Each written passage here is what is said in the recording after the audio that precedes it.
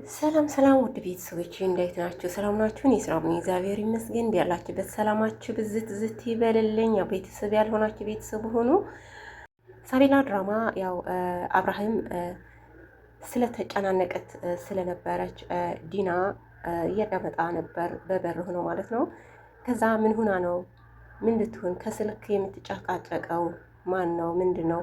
እኔ እኮ ራሱ ሲመጣ እኮ አላየችኝም እያለ እያሰበ ነበር። እስኪ ይሁን ብሎ ያው በሬ ዘግቶ ሄደ ማለት ነው።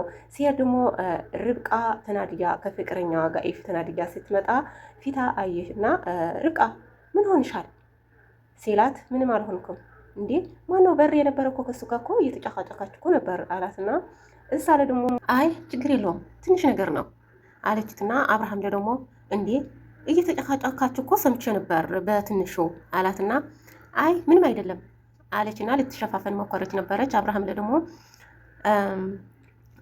ርብቃ አንድ ጥያቄ ልጠይቅሽ አላትና እሺ ጠይቀኝ አለችና እዚህ ወንድ ኢፊ ላንቺ ዘመድሽ ነው ወይ ፍቅረኛሽ ነው አላትና እሳለ ደግሞ ተደናበረች ማለት ነው።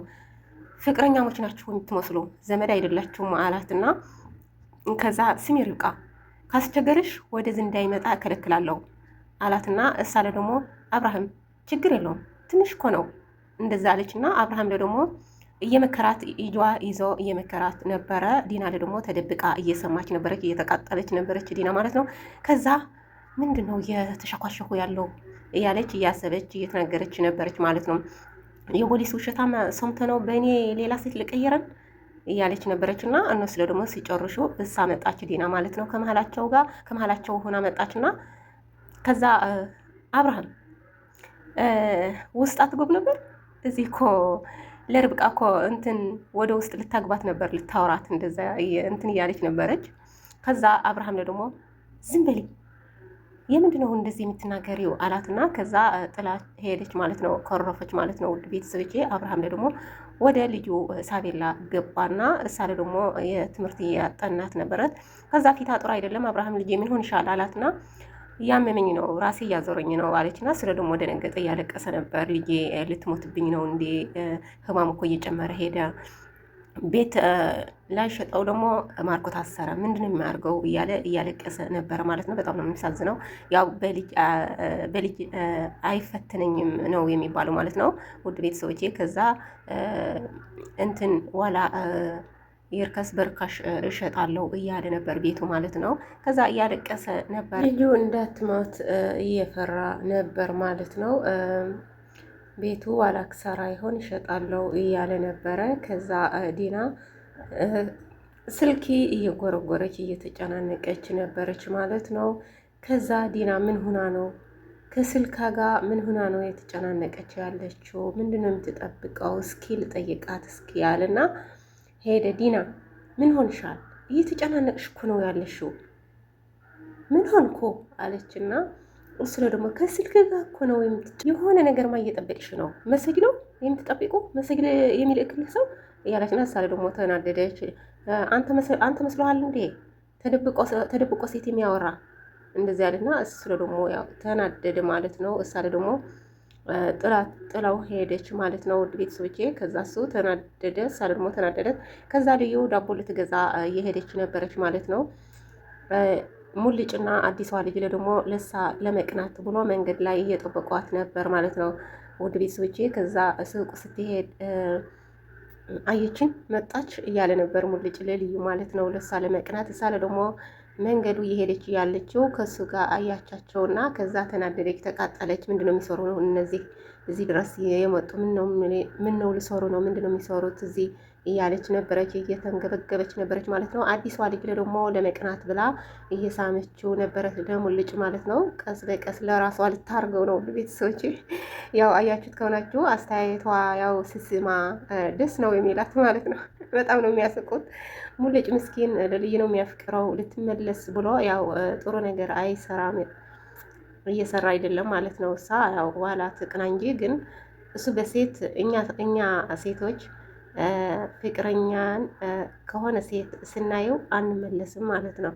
ከዛ እሱ ለመቅናት ብሎ ከሳ እየተሳማም እንደዚህ እየሳማት እየሳለ ደግሞ እየሳመችው ነበር ውድ ቤተሰቦቼ። ከዛ ልዩ ምን ሆነ ነው ቀንተ ማለት ነው ሙልጭ ጓደኛዬ ነው እንዴ አለችና ከዛ ዳቦ ካልገዛች ተመለሰች። ስትመለስ ደግሞ ያው አብርሃም ልዩ ምን ሆንሻል?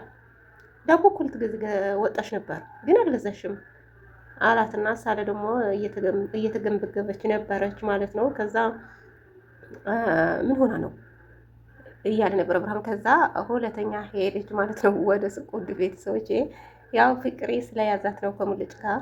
ሙልጭ ከአዲሷ ልጅ ይሆን የምትሉ ላይክ አሳይ ማለት ነው። ምክንያቱም ልዩ ፍቅር አይገባትም አይገባትም ማለት ነው። ልክ እንደ ጓደኛ ነው የሚታየው። ከዛ ለሙልጭ ተናድጃ ስለሄደች ለምን ስልክ አልደውልም የት ነህ እላለው ከዋሸኝ ግን ከአሁን በኋላ አልደውልም አለችና ስልክ ልዩ ደወለትና ከዛ ደወለች ልዩ ብሎ ደስ ብሎታል ነበር። ከዛ አዲሷ ልጅ አንሳው አንሳው አለችትና ከዛ የሆነ ጥያቄ ልትጠይቅህ ነው፣ ከዛ ትክክለኛ ጥያቄ ንገራት እንዳትወሻ፣ ምክንያቱም አያችን ስለሆነች በአይኗ እንደዛ አለችው አዲሷ ልጅ ማለት ነው። ከዛ ስልኪ አነሳና የት ነህ አለች ልዩ። እሱ ደግሞ ከኖርዳ ጋር ወክ እያደረግን ነበረን አለችና አላትና ከዛ ሳለ ደግሞ እየተናደደች ነበረች። ከዛ እሺ ብላ እንትን ዘጋች ማለት ነው። ውድ ቤተሰቦቼ ያው ተናደደች እየቀናች መሰለኝ።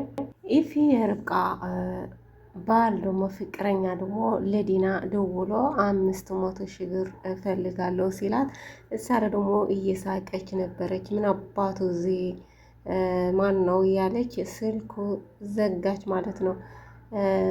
ከዛ ሴት ዘጋ ቪዲዮ ልላክልሽ የሆነ ቪዲዮ ስላላት እሱ ደግሞ ቪዲዮ የማርኮ ሰው እየገደለ የነበረው ቪዲዮ ላከላትና ከዛ በጣም ነው ራሷ የሳተች ማለት ነው። እስከ አብርሃም ደግሞ እያለቀሰች ሲያያት ዲና ምን ሆንሻል ሲላት ሳለ ደግሞ ስልክ አጣለችው ማለት ነው። ከዛ ተሰበረ። ከዛ አብርሃም ደግሞ ምን ሆንሻል? ስልኩ ላይ ምን ነው የነበረ? ምንድን ነው ተሰብረዋል እኮ ማን ነው የነበረው? ምንድን ነው ያየሽው ሲላት ምንም አይደለም አለች እና ከዛ ስለ ደግሞ ስልክ ይዞ የተሰበረ ስልክ ይዞ ሄደ ወደ ክላሱ እያሰበ ነበረ። ምንድነው ማን ነው ያለው? ምንድነው ያለው እዚህ ስልክ ውስጥ እያለ እያሰበ ነበር። ከዛ ዲና ደግሞ እዚህ ቤት ያሉ ነው የሚቀባብሉት ወሬ ርብቃ ወይም ልዩ ብላ እያሰበች ነበረች። ከዛ ለርብቃ ያው አነቃና ተደባደቡ። እየተደባደቡ ካሉ አብርሃም መጣና አጋላገለው ማለት ነው። ከዛ ከኔ ጋ ነው የምትጣለው እያላ ነበር አብርሃም ማለት ነው። ውድ ቤተሰቦቼ በጣም ነው የተናደደው አብርሃም። ቢያላችሁበት ሰላማችሁ ብዝዝት ይበልልኝ። በሌላ ቪዲዮ እስከሚመጣ ድረስ ሰላም ሆንልኝ። ያው ቤተሰብ ሆኖ ቤተሰብ ያልሆናችሁ ደግሞ ቤተሰብ ሆኖ ላይክ፣ ሼር፣ ኮመንት አድርጉልኝ ውድ ቤተሰቦቼ።